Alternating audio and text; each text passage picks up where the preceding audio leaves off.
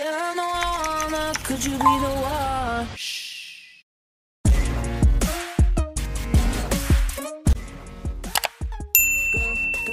আসসালামু আলাইকুম everyone, welcome back to my channel. অনেক দিন ধরে গায়েব ছিলাম যেহেতু আমার এক্সামস আসতেছে সামনে, তো ওইটা নিয়ে একটু বিজি ছিলাম, অলসো অন্যান্য কারণেও একটু বিজি ছিলাম। তো আজকের ভিডিওটা হলো গিয়ে এইচএসসি 2025 যারা আছো তাদের জন্য। আর তার আগে আমি আরেকটা কথা বলে নিই যে রিসেন্টলি আমি বিউপির এক্সাম দিয়েছিলাম। সো বিউপির এক্সামের রেজাল্ট বের হয়েছে। তো আমার রেজাল্ট কি হলো সেটা গিয়ে ভিডিও লাস্টে আমি বলবো তোমাদেরকে। ফর নাও আমি গিয়ে এইচএসসি 2025 এর যারা আছো ওদেরকে একটা গাইডলাইন দিতে চাই, যেহেতু তোমাদের আর মাত্র 6 মাস কি 5 মাস সময় আছে। তো তোমরা এখন এই মুহূর্তে তোমাদের কি করা উচিত সেগুলো নিয়ে আমি গিয়ে তোমাদের সাথে একটু আলোচনা করব, যেহেতু আমি আমার টাইমে যে ভুলগুলো করেছি আমি চাই না কেউ ভুলগুলো করুক। সর্বপ্রথম বিষয় গিয়ে তোমরা যদি এখনো মনে করে থাকো যে 6 মাস সময় আছে, অনেক বেশি সময়, আমরা আরামসে কাটাই দিতে পারবো, I think you guys should not do it. কারণ 6 মাস সময় অনেক অল্প চিন্তা করলে। আর যাদের প্রিপারেশন ভালো, যারা সারা বছর পড়াশোনা করেছে, তারা এই 6 মাস চাইলে একটু চিল করতে পারো, আরামসে পড়াশোনা করো। মানে পড়াশোনাটা ছেড়ে দিও না, একটু একটু করে প্রতিদিন না হলে 2 ঘন্টা 3 ঘন্টা করে তোমরা গিয়ে একটু রিভিশনের উপরে থাকো। আর যারা সারাদিন এখন পড়ো তারা তো really good, I would say. আর যারা এখনো পড়াশোনা শুরুই করো নাই, সারা বছর মনে করো কোনো পড়াশোনা ছিল না, যেমন আমার মতো, আমি সত্যি কথা বলতে আমার এইচএসসি মানে কলেজ লাইফে আমি কিন্তু আহামরি পড়াশোনা করি নাই। কিন্তু এখানে একটা কথা আছে, আমি কিন্তু কলেজে কোনো এক্সাম খারাপও করি নাই, আমি কিন্তু একটা কোনো এক্সামেও ফেল করি নাই। আমি পড়াশোনা কিভাবে করেছি, আমি সবসময় স্মার্ট স্টাডি করতাম। কখনো আমাকে কেউ দেখে বলতে পারবে না যে আমি সারাদিন হয়তো আমাকে পড়তে দেখেছে, আমি কখনই সারাদিন পড়ি নাই। তো আমি যখনই পড়েছি, যতটুকু পড়েছি একদম মন দিয়ে পড়েছি। সো আমার দেখা গেছে এক্সামে গিয়ে আমি ওগুলো একদম অ্যাপ্লাই করতে পেরেছি, আর আমার এক্সাম অলওয়েজ আলহামদুলিল্লাহ ভালো হয়েছে। আমি আমার কলেজ লাইফে কখনো এ প্লাসের চিন্তা করি নাই বা পজিশনের চিন্তা করি নাই। এটা কোনো ভালো কথা আমি বলছি না, আমি জাস্ট আমার এক্সপিরিয়েন্সটা শেয়ার করছি তোমাদের সাথে। তো তখন গিয়ে আমি জাস্ট পাস মার্কের চিন্তা করতাম যে আমি কলেজের এক্সামগুলোতে কোনোভাবে পাস করে যাই, তাহলেই আমার হবে।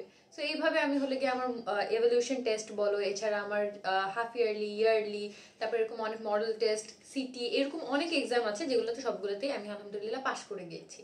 লাস্টে দিয়ে যে প্রি টেস্ট আর টেস্ট, ওইখানেও আমি পাস করে গিয়েছিলাম। শুধু ফোর্থ সাবজেক্টে আমার একটু ঝামেলা হচ্ছিল। আদার দেন দ্যাট আমাকে কখনোই রিটেক দিতে হয়নি কলেজে। এখন আমি আমার সাবজেক্টগুলো নিয়ে কথা বলি। আমি গিয়ে বিজনেস স্টাডিজ ব্যাকগ্রাউন্ডের স্টুডেন্ট। আমি 9, 10, 11, 12 4 বছরই বিজনেস স্টাডিজ নিয়ে পড়াশোনা করেছি। অ্যান্ড কলেজে উঠে আমার থার্ড সাবজেক্ট ছিল ফাইন্যান্স, অ্যান্ড ফোর্থ সাবজেক্ট ছিল গিয়ে স্ট্যাটিস্টিক। আমার যখন এইচএসসি 6 মাস বাকি ছিল, আমি কিন্তু কোনো পড়াশোনাই ঠিক মতো করিনি সত্যি কথা বলতে। বাট ওই কাজটা প্লিজ তোমরা করতে যেও না, লাস্টে দিয়ে অনেক বেশি হ্যাসেল হয়ে যায়। আমি যদি বলি যে আমি এইচএসসি পড়াশোনা আসলে মেইনলি 1-1.5 মাস আগে শুরু করেছিলাম। মানে এইচএসসির জন্য যে পড়াশোনা একদম হার্ড করে রিভিশন যেটা, সেটা আমি শুরু করেছিলাম 1 থেকে 1.5 মাস আগে। বাট ওইটা অবশ্যই আমি কাউকে সাজেস্ট করবো না।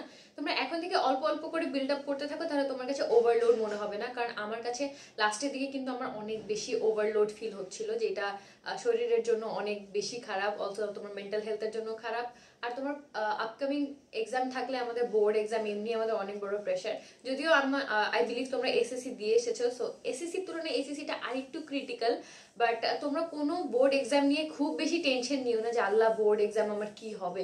তোমরা যদি এত বেশি টেনশন নিতে যাও না, তখন তোমার প্রিপারেশন যতই ভালো হোক না কেন, এন্ড অফ দ্য ডে তোমার যত কষ্ট আছে সব একদম বৃথা হয়ে যাবে, জাস্ট বিকজ তুমি অনেক বেশি নার্ভাস বা অনেক বেশি ভয় পেয়ে গেছো ওই জন্য। এখন অনেকেই বলতে পারো যে আপু কলেজের এক্সামগুলো তো ভালো হয়নি, আপনি তো পাশ করে গেছেন, কিন্তু আমরা অনেকগুলো পাসও করতে পারিনি, এখন আমাদের কি হবে, আমরা কি এ প্লাস পাবো নাকি পাবো না? এখন কথা গিয়ে আমার এমন অনেক ফ্রেন্ড আছে যারা কলেজের এক্সাম মানে একদম ওরা সত্যি বলতে দেয়ই নেই ঠিক মতো। আমার যত সায়েন্সের ফ্রেন্ড আছে, আর্টসের ফ্রেন্ড আছে, বিজনেস স্টাডিজের ফ্রেন্ড আছে, সবাই কম বেশি ফেল করছে। বাট এইচএসসিতে কিন্তু ওরা সবাই অনেক ভালো করছে। তো আমরা দেখা যায় যতটা কলেজের এক্সামগুলোকে আমরা অত একটা পাত্তা দেই না, কিন্তু এইচএসসিকে কিন্তু আমরা অনেক বেশি ইম্পর্টেন্ট মনে করি। সো কলেজের এক্সামগুলোতে খারাপ করলেও তোমরা কিন্তু ডিমোটিভেট হয়ে যেও না যে হ্যাঁ কলেজের এক্সামগুলোতে খারাপ করছি, আমি এইচএসসিতে ভালো করতে পারবো না। তুমি অবভিয়াসলি এইচএসসিতে ভালো করতে পারবে ইনশাল্লাহ। তোমরা হাল ছেড়ো না, এখনো সময় আছে, তোমরা ঠিক মতো পড়াশোনা করো, ইনশাল্লাহ তোমরা অবশ্যই অবশ্যই এইচএসসিতে অনেক ভালো রেজাল্ট করবা। এখন কথা আসে, এই যে 6 মাস বাকি বা 5 মাস বাকি, এখন কত ঘন্টা করে পড়তে হবে? এখন এটা ডিপেন্ড করে তুমি কতটুকু পড়াশোনা শেষ করেছো। যেমন তুমি যদি সারা বছর এই যে 12 মাস 12 মাস না, মনে হয় 14 মাস কি 16 মাস, এই 16 মাসের প্রত্যেক দিনে তুমি কম বেশি করে পড়াশোনা করে তোমার সিলেবাস শেষ করে এসেছো, তাহলে তো এখন তোমার একদম চিল, একদম 4 ঘন্টা করে পড়লেই হবে। জাস্ট তোমার সাবজেক্ট ওয়াইজ আবার রিভিশন চালালেই হয়ে যাবে। এটা এখন তুমি নিজের মতো করে চিন্তা করে নিতে পারো। আর যারা সারা বছর পড়াশোনা করো নাই, কিছুই এখনো শেষ হয় নাই, তারা যারা সিলেবাস শেষ করবা তাদের এখন কি অবস্থা হবে? আমি বলবো তোমরা এভরিডে 9 ঘন্টা পড়ার চেষ্টা করো। 9 ঘন্টা না হলে তোমরা 6 ঘন্টা অ্যাটলিস্ট পড়ার চেষ্টা করো। সিলেবাস কোনো না কোনোভাবে তোমার কমপ্লিট করতে হবে। তো এই 9 ঘন্টা আমরা কিভাবে পড়বো? It's a huge time, right? 9 ঘন্টাকে তোমরা যত বড়ভাবে দেখতেছো, তোমরা অত ক্রিটিক্যাল ভাবে জিনিসগুলোকে দেখবা না। পয়েন্ট অফ ভিউ থেকে তুমি একটা জিনিসকে অনেক কঠিন কিংবা অনেক সহজে পরিণত করতে পারো। সেটা কিভাবে? দেখো, আমরা যদি 9 ঘন্টাটাকে আমি যেভাবে আসলে যেই ট্রিকটা খাটাই, যে 9 ঘন্টাকে আমি 3 ভাগে ভাগ করি। সকাল থেকে দুপুর পর্যন্ত, মানে ধরো সকাল 6টা থেকে 12টা পর্যন্ত যে টাইম, সেটার মধ্যে আমি 3 ঘন্টা পড়বো। এখন এটা যে কোনো 3 ঘন্টা হইতে পারে। তোমরা যখন ইচ্ছা তখন উঠে টানা 3 ঘন্টা পড়তে পারো, বা মাঝখানে ব্রেক নিয়ে নিয়ে 3 ঘন্টা পড়তে পারো। আবার আমরা 3টা থেকে 6টা পর্যন্ত যে সময়, সেই টাইমের মধ্যে তোমরা হলো কি 3 ঘন্টা পড়ে নিবা, মানে ওইটা তোমাকে টানাই পড়তে হবে। আর আরেকটা আছে হলো গিয়ে 6টার পর থেকে, মানে 8টা থেকে রাত 12টা পর্যন্ত তুমি আবার 3 ঘন্টা ম্যানেজ করে তুমি হলো গিয়ে বাকি 3 ঘন্টা পড়বা। এভাবে পড়লে তোমার ইজিলি 9 ঘন্টা কভার হয়ে যাবে। তুমি বুঝতেও পারবে না, আর তোমার পড়তেও অনেক বেশি ভালো লাগবে। এখন কথা আসে যে হ্যাঁ, এই টাইমে এসে স্টাডি রুটিন কেমন হওয়া উচিত? তোমার স্টাডি রুটিন হওয়া উচিত তোমার কতটুকু শেষ হয়েছে সেটার উপর। আমি এটাই বারবার বলবো, স্টাডি রুটিন আসলে আমি একটা তোমাদেরকে সেট করে দিতে পারবো না। প্রত্যেকটা ইন্ডিভিজুয়ালের ডিফারেন্ট ডিফারেন্ট স্টেজে আছো তোমরা, তাই না? কারো একদম সিলেবাস শেষ, কারো কিছুই শেষ হয় নাই, আর কেউ কেউ হয়তো হাফ হাফ শেষ হয়েছে। মানে আমি জানি টপিকগুলো কি তাদের সম্বন্ধে, কিন্তু ইনডেপথ আমার ওইগুলো সম্বন্ধে জানা নেই। এখন স্টাডি রুটিন হলো কি তোমার নিজস্বভাবে তৈরি করে নিতে হবে যে আমার এটা এটা বাকি, এটা এটা আমার শেষ করতে হবে, এই সময়ের মধ্যে এটা কমপ্লিট করতে হবে, আমার এই এই সাবজেক্ট আছে। এখন দেখো, একটা সায়েন্সের স্টুডেন্টের জন্য স্টাডি রুটিন যেরকম হবে, বাকি দুইটা গ্রুপের জন্য কিন্তু সেরকম হবে না। একটা বিজনেস স্টাডিজের স্টুডেন্টের জন্য যেমন রুটিন হবে, সেটা কিন্তু বাকি দুইটা গ্রুপের জন্য প্রযোজ্য হবে না। তো সেভাবে তোমাকে এর মতো করে সেটাকে কিন্তু ঠিক করে নিতে হবে যে আমার এতটুকু এতটুকু হয়েছে, আমার গ্রুপ এটা, আমার সাবজেক্ট এই কয়টা আছে, আমার এমন এমন কঠিন সাবজেক্ট আছে বা এমন এমন ইজি সাবজেক্ট আছে, আমি এটাকে এভাবে পড়তে হবে, এটা টপিক ওয়াইজ পড়তে হবে, এটা চ্যাপ্টার ওয়াইজ পড়তে হবে। এভাবে করে তোমরা নিজেদের মতো করে একটা রুটিন ঠিক করে নিবা যে তুমি কতটুকু জানো আর তোমার কতটুকু জানা বাকি। আগে জানা বাকিটা শেষ করবা, তারপরে কতটুকু জানি এই পুরাটা মিলে আমরা হলো ফুল একটা রিভিশন দিব, সেটা হলো গিয়ে এইচএসসি এর 1-2 মাস আগে। এখন কথা হচ্ছে কিভাবে আমরা গুছিয়ে পড়াশোনা করব। সর্বপ্রথম তোমার আমি যেটা বললাম, যে কয়টা সাবজেক্ট আছে, সেই কয়টা সাবজেক্টের মধ্যে তোমার স্ট্রংগেস্ট সাবজেক্ট কোনগুলো আর তোমার উইকেস্ট সাবজেক্ট কোনগুলো, সেগুলো তোমাকে আইডেন্টিফাই করতে হবে। যে তোমার কোন সাবজেক্টটা করতে অনেক বেশি ভালো লাগে, বা তুমি এখন পারদর্শী হয়ে উঠেছো, যে সাবজেক্ট সম্বন্ধে তোমার সম্পূর্ণ জ্ঞান আছে। আর যে উইক সাবজেক্টগুলো, যেগুলো তোমার করতে হয়তো ভালো লাগে না, কিংবা তুমি এটা তোমার এটা ওই সাবজেক্টে ল্যাকিংস আছে, ওই সাবজেক্টগুলোকে তোমাকে আইডেন্টিফাই করতে হবে। তুমি যখন সাবজেক্টগুলো আইডেন্টিফাই করে ফেলবা, উইকেস্ট সাবজেক্টগুলো এখন তোমরা শুরু করে দাও। স্ট্রংগেস্ট সাবজেক্টগুলো তো তুমি অলরেডি ভালো, সেটা তুমি পরীক্ষার 1 মাস বা 15 দিন আগে তুমি প্র্যাকটিস করতে থাকলে তোমার এমনি ওটা আয়ত্ত হয়ে যাবে, যেহেতু অলরেডি তোমার সেটা আয়ত্ত আছে। তো আরেকটু প্র্যাকটিস করলে আরো বেটার হয়ে উঠবে সেটাতে। আর যেগুলো উইক সাবজেক্ট আছে, সেগুলা তোমরা এখন পড়া শুরু করে দাও একদম ভালোভাবে, ওইটাতে যেন আর তোমার কোনো ল্যাকিংস না থাকে। ভালো না লাগলেও এখন ভালো লাগাতে হবে, কিছু করার নাই। তো এভাবে তোমরা কিন্তু গুছায় পড়াশোনাটা করতে পারো। এখন আমরা যদি স্টাডি মেটেরিয়ালের কথা বলি, যে আমরা আসলে কোন জায়গা থেকে পড়াশোনা করবো, এত এত মেটেরিয়ালস আছে। তো সর্বপ্রথম তোমাদের যে বোর্ড বই, সেটা একদম ভালোভাবে যেন তোমার শেষ হয়, সেটা মেক শিওর করো। শুরু থেকে শেষ পর্যন্ত বোর্ড বই পুরাটা তোমার জানা যেন থাকে। বোর্ড বইয়ের মধ্যে আমি বলতেছি বাংলা, ইংলিশ অ্যান্ড আইসিটির কথা। এই 3টার বোর্ড বই একদম ভালো করে শেষ করে ফেলো, কারণ বাকিগুলো তো বোর্ড বই হয় না। তো এই 3টার যখন বোর্ড বই তুমি শেষ করবা, তারপরে গিয়ে তোমরা কোনো সহায়ক বই নিতে পারো। এর আগে যেগুলোর বোর্ড বই এক্সিস্ট করে, সেটা তোমাকে অবশ্যই ভালোভাবে পড়তে হবে। আর যেই সাবজেক্টগুলোর জন্য বোর্ড বই হয় না, সেগুলোর জন্য তোমরা হলে গিয়ে মেইনলি যে টপিকগুলো আছে, তোমার এক একজনের লেখকের বই হলো গিয়ে এক এক টাইপের হয়, এক একজন এক একভাবে জিনিস বর্ণনা করে, সেটাই স্বাভাবিক, কিন্তু টপিক কিন্তু সেমই থাকে। তো তোমার টপিকগুলো আসলে বুঝে নিতে হবে যে হ্যাঁ হ্যাঁ, এই এই টপিক আছে, এই টপিক সম্বন্ধে আমি কতটুকু জানি বা জানি না। এই গেল বইয়ের কথা। এরপরে টেস্ট পরীক্ষার পরে তোমরা হলো কি টেস্ট পেপার যেটা, যে সেগুলো ফলো করবা, ইচ্ছা মতো টেস্ট পেপার সলভ করতে থাকো। ওইখানে স্কুল কলেজের যত টেস্টের পেপার থাকে, সব কোয়েশ্চেন পেপার কিন্তু ওখানে তোমরা পেয়ে যাবে। এছাড়াও বোর্ডের কোয়েশ্চেনগুলো 2016 থেকে শুরু করে লেটেস্ট পর্যন্ত সবগুলা পিওয়াইকিউ তোমরা সলভ করবা, একদম ডেপথ ইন ডেপথ যেন তোমার মুখস্থ থাকে এরকম ভাবে। তারপরে আসে হলো গিয়ে অনলাইনে তোমরা কি পড়তে পারো। অনলাইনে যে বিভিন্ন ধরনের ভিডিওস আছে, যেমন বাংলার ক্ষেত্রে তো একটা গদ্য পদ্যকে খুব সুন্দরভাবে তারা গুছিয়ে বলে যে এইটার এই কাহিনী, এইখান থেকে এই মূল ভাবটা উঠে আসতেছে। ওই ভিডিওসগুলো তোমরা অবশ্যই দেখবা। আমি আমার এইচএসসির টাইমে উদ্ভাস উন্মেষ পরিবার নামে যে ইউটিউব চ্যানেল আছে, সেখান থেকে কিন্তু বাংলার যে ভিডিওসগুলো আছে, কাউসার ভাইয়া যে ভিডিওসগুলো দিয়েছিল আমার বাংলাতে, ওইটা অনেক বেশি হেল্পফুল ছিল। তোমরা চাইলে অবশ্যই ওই ভিডিওগুলো এখনই দেখে নিতে পারো। আমিও যদিও আমার এইচএসসির ধরো কালকে আমার বাংলা পরীক্ষা, আমি আজকে বসে বসে কাউসার ভাইয়ার ভিডিওগুলো দেখতাম। উনি ওয়ান শট এমসিকিউ করায়, উনি হলো সৃজনশীলের যে ব্যাখ্যা সেটাও দেয়, আর উনি এত সুন্দর করে তোমাকে বোঝাবে যে তুমি ওইখান থেকে আসা যে কোনো কোয়েশ্চেনের অ্যান্সার দিতে পারবে ইনশাল্লাহ। আই হোপ সো, কারণ আমিও ওইভাবেই পড়াশোনা করেছি। এখন কথা আসে এফেক্টিভ স্টাডি আওয়ার, যে কোন সময় পড়লে পড়া অনেক ভালো হবে, এটাও তোমার উপর ডিপেন্ড করে। প্রত্যেকটা ইন্ডিভিজুয়ালের জন্য এফেক্টিভ স্টাডি আওয়ার কিন্তু ডিফারেন্ট হতে পারে। যেমন আমি সকালে উঠে পড়তে পারি না, কিন্তু রাত জেগে পড়তে পারি। কিন্তু আমাদের বডি বা মাইন্ড কিন্তু রাতে ওইভাবে কাজ করে না। আমার মনে হচ্ছে আমি রাত জেগে পড়লে কাজে দিচ্ছে, বাট ইটস কমপ্লিটলি রং। আমরা কিন্তু সকালে অনেক ভালো পড়া হয়। এই যে আমি আজকে সকাল 8টা বাজে উঠে যতটুকু না পড়বো, 12টা থেকে 6টা পর্যন্ত আমার কিন্তু ওরকম পড়া হবে না। সো তোমরা, আমি বলবো সর্বোচ্চ চেষ্টা করো ফজর থেকে শুরু করে 9টা 10টার মধ্যে পড়াশোনা করে, লাগে তুমি আবার 1-2 ঘন্টা ঘুমায় যাও, তারপরে আবার এই দুপুরে রেস্ট নেওয়ার পরে আবার পড়াশোনা শুরু করবো, আবার সন্ধ্যা থেকে রাতের আগ পর্যন্ত পড়াশোনা করবা। আমার স্লিপ স্কেজুয়াল একদম ভালো না, বাট আমি বলবো যে তোমরা স্লিপ স্কেজুয়ালটা ঠিক রাখো, খাওয়া দাওয়া ঠিক রাখো, তাহলেই হবে। আর এফেক্টিভ স্টাডি আওয়ার্স অবশ্যই কিন্তু সকালবেলা। তোমরা সর্বোচ্চ চেষ্টা করো যেন তোমরা সকালবেলা পড়তে পারো। আর যাদের মনে হয় না আমার রাতেই হয়, তারা অবশ্যই রাতেও পড়াশোনা করতে পারো, কিন্তু সেটা তোমার শরীরে কিন্তু অনেক মানে বাজে এফেক্ট ফেলে লং রানে গিয়ে। সো আমি বলবো যে সকালবেলা পড়ার চেষ্টা করো। How to study for long time. আমাদের সবচেয়ে বড় সমস্যা হলে গিয়ে আমাদের অ্যাটেনশন স্প্যান অনেক অনেক কম। ইভেন আমার অ্যাটেনশন স্প্যানও অনেক বেশি কম, মানে আমি 1 ঘন্টার বেশি অ্যাটেনশন ধরে রাখতে পারি না। মাঝে মধ্যে 25 মিনিটের বেশি তোমার অ্যাটেনশন ধরে রাখা সম্ভবই না। সো অনেক ক্ষেত্রে আমরা অনেক ধরনের টেকনিক দেখি, পোমোডোরো টেকনিক আছে, এই টেকনিক ওই টেকনিক, বাট আলটিমেটলি পোমোডোরো আমার জন্য কিন্তু কাজ করে না। 25 মিনিট পর যদি আমি 5 মিনিটের একটা ব্রেক নিতে যাই, ওই 5 মিনিটে দেখা যায় আমার 1 ঘন্টা হয়ে গেছে। সো আমার জন্য পোমোডোরো আসলে ওয়ার্ক করে না। সো ওই 5 মিনিটে আমরা কি করতে পারি, ওই 5 মিনিটে আমরা ব্রেইন স্টর্ম করবো। কিভাবে? আমরা যে জিনিসটা পড়লাম সেটাকে সরায় রাখবো, জাস্ট একটা পেন অ্যান্ড পেপার নাও।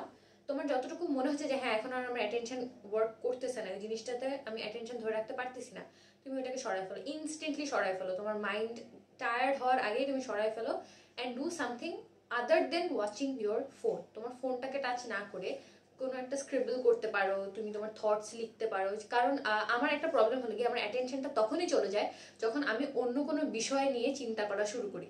তো আমি কি করে, একটা কাগজ কলম নেই, একটা যে কোনো স্ক্র্যাপ কাগজ কলম নিয়ে হলে আমি যা চিন্তা করতেছি তা লেখার ট্রাই করি। মাঝে মধ্যে দেখা যায় আমি আমার চিন্তাটাকে ভালো রূপ দেওয়ার জন্য, মানে আমি যেন চিন্তাটা একদম ক্লিয়ার হেলদি ভাবে করতে পারি, কোনো বাজেভাবে চিন্তা না করি, কোনো এক্সট্রা প্রেশার যেন মাইন্ডে আমার না পড়ে, সেজন্য হলে আমি আঁকা আঁকি শুরু করি, র্যান্ডম আঁকা, একদম র্যান্ডম ডুডলিং যেটাকে বলে। তো ওইটা করার পর দেখা যায় আমার মাইন্ডটা রিল্যাক্স হয়ে যায়। বা অনেক সময় আমি হলে অরিগ্যামি জিনিসপত্র বানাই, আমি তোমাদেরকে দেখাই। এই যে ফ্লাওয়ারটা দেখতে পাচ্ছ, এটা একটা টিউলিপ ফ্লাওয়ার, ওখানে আরো অনেকগুলো বানানো আছে। তো আমি এরকম অরিগ্যামি করি। আমার টেবিলে কিন্তু ছোট ছোট স্টার আছে একটা জারে।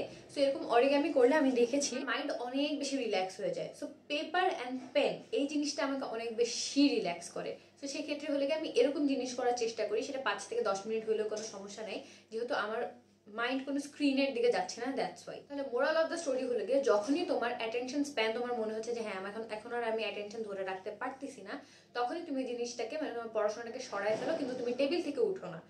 তুমি ওখানে বসেই তোমার যেটা ভালো লাগবে বা তোমার মাইন্ডটা একটু ফ্রেশ করবে ওরকম কোনো একটা জিনিস করো, and then again go back to study. এভাবে তোমরা 3 ঘন্টার বেশি তোমাদের একবারে টেবিলে বসে পড়ার কোনো দরকার নেই। 3 ঘন্টা পরে তোমরা উঠে একটু ঘুরেফেরা করো, রিলস দেখো, কোনো সমস্যা নেই, কিন্তু ট্রাই করবা নিজের মাইন্ডটাকে নিজে কন্ট্রোল করার, যেন তুমি খুব বেশি সময় ধরে মোবাইল না টিপো বা এরকম বেশি ঘুমিয়ে না পড়ো। কারণ আমি এই ভুলগুলা অনেকবার করেছি, আর আমি চাই না যে তোমরাও সেম ভুলগুলো করো।